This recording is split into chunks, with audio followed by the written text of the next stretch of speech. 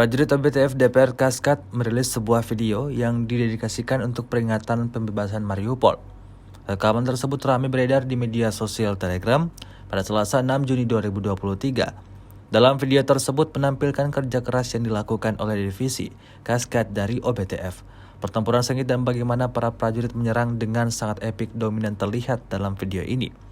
Para pejuang Rusia terus menunjukkan keberanian dan tekad untuk mempertahankan tanah air dan kebebasan mereka. Video ini viral dan menuai beragam komentar dari warganet.